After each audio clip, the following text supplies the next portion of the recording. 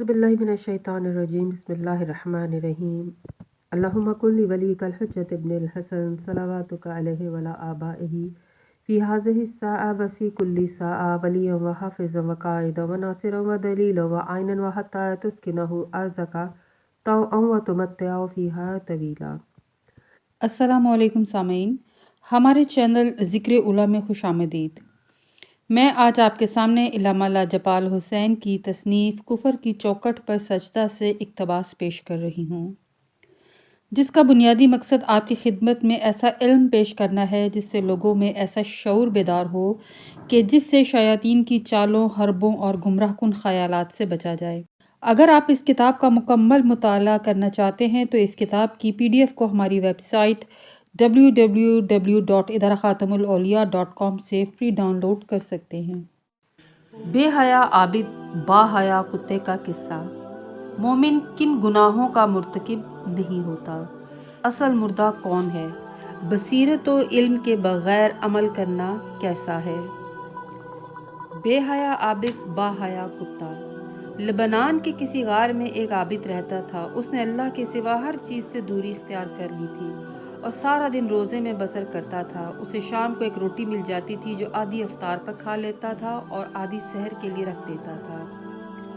वो अपनी इस कनात पर बेहद खुश था, लेकिन एक शाम उसको रोटी ना मिली तो भूख से तड़प उठा। भूख में रात तो मुश्किल से गुजार दी, मगर जब सुबह हुई तो वो उस दिल पजीर गार को छोड़कर एक करीबी देहात में पहुंचा जहाँ के लोग आग की पूजा करते थे।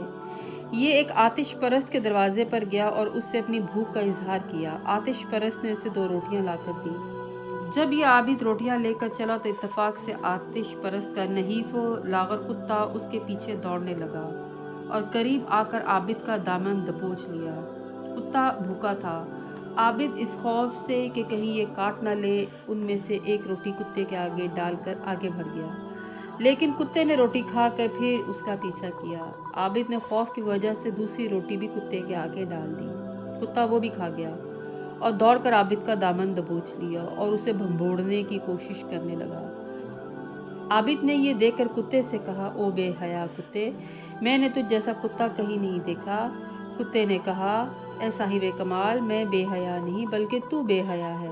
मैं बचपन से इस आतिश परस्त की दहलीज पर बैठा हूँ और उसकी भेड़ों की रखवाली करता हूँ।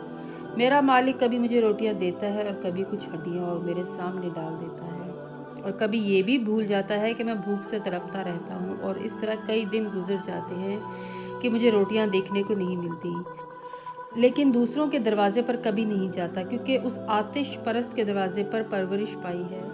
अगर ये मुझे खिला देता है तो उसका शुक्रिया अदा करता हूँ, और जब कुछ नहीं मिलता तो सब्र करता हूँ। ये मेरा अंदाज है।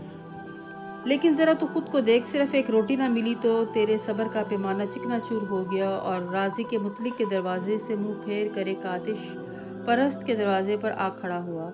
तूने सिर्फ एक रोटी की खातिर अपने दोस्त यानी खुदा को छोड़ दिया और उसके दुश्मन से दोस्ती कायम कर ली। अब तो खुद ही बता कि मैं बेहया हूँ या तू? आबिद ने कुत्ते की ये इबरत अंगेज बातें सुनी तो गैरत और हया से मुंह पीट लिया और बेहोश होकर जमीन पर गिर पड़ा। जनाब मोहम्मद बिन यजीद अल बानी ने रिवायत बयान की है। वो फरमाते हैं, हज़रत इमाम जाफ़र बिन मोहम्मद अल सादिक अलैहिस्सलाम की खिदमत अक़दस में मौजूद था कि अबू हनीफ़ा के हमसर उमर बिन कैस और उमर बिन ज़र अपने असहाब की एक जमात के साथ इमाम अलैहिस्सलाम की खिदमत में हाजिर हुए और आपसे ईमान के बारे में सवाल किया। बस आपने फरमाया कि रसूलुल्लाह फरमाते हैं, कोई जना करने वाला हालत ईमान में जना नहीं कर सकता। वो चोरी नहीं करेगा जबकि वो मोमिन होगा, और वो शराब नहीं पिएगा जबकि वो मोमिन होगा।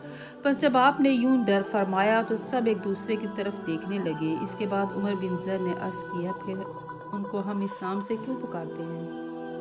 बस आपने उनके जवाब में फरमाया, अल्लाह ने उनको इस नाम से पुकारा है और इन अमाल से अल्लाह ताला खुद फरमाता है, जानी औरत और जानी मर्द में से हर एक को 100 कोड़े मारो और चोर और चोरनी दोनों के हाथ काट दो। बस इसके बाद फिर उन लोगों ने एक दूसरे की तरफ देखना शुरू किया। मोहम्मद बिन यजीद कहता है, मुझे बशर बिन उमर बिन ज़र जो उन लोगों के साथ था उसने बताया कि जब हम वहाँ से बाहर आए तो उमर बिन यजीद ने अबू हनीफा से कहा कि तूने क्यों नहीं उनसे सवाल किया कि ये आप किस से नकल कर रहे हैं? तो अबू हनीफा बोला, मैं कैसे कह सकता हूँ जब वो सब कुछ रसूल से नकल करते हुए फरमाते हैं। यानी मालूम हुआ बंदा ईमान की हालत में गुनाह नहीं करता, बल्कि यह हालत भी कुफर की होती है। इसीलिए असल मुर्दा वो है जो इमाम बरहक की मारिफत से महरूम होता है, क्योंकि हालत कुफर अदम मारिफत विलायत है।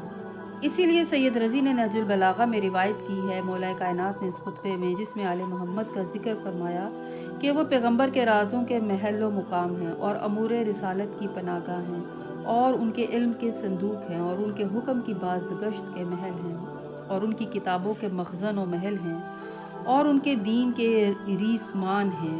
इन्हीं के ज़रिए से अल्लाह ताला ने दीन की खमीदा कमर सीधी की है और इन्हीं के ज़रिए से दीन के खौफ को ज़ाइल किया है। आले मोहम्मद को इस उम्मत के किसी बशर पर कयास नहीं किया जा सकता, किसी गिरोह को भी उनके बराबर नहीं किया जा सकता, क्योंकि उन्हीं के वसीले से मुसलमानों को नेमत मिली है, उनके वसीले से लोगों ने हदायत पाई है। यही है दीन की मजबूत बुनियाद और यकीन का सतून। इन्हीं की तरफ हर एक को रुख करना चाहिए, यानी तमस्सुक इख्तियार करना चाहिए।